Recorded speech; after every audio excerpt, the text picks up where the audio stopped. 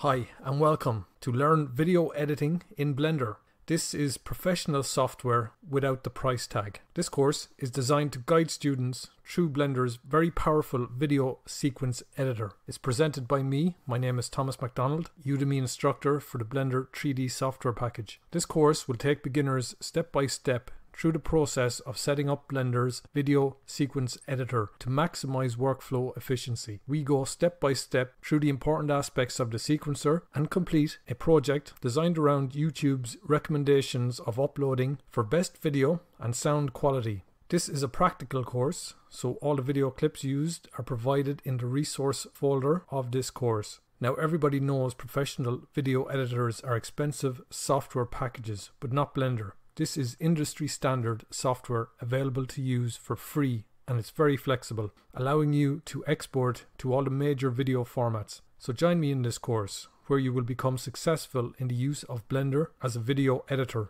You don't need any previous Blender experience to take this course. We really do begin at the basics and start building up your knowledge from scratch. So come join me, and I hope to see you inside.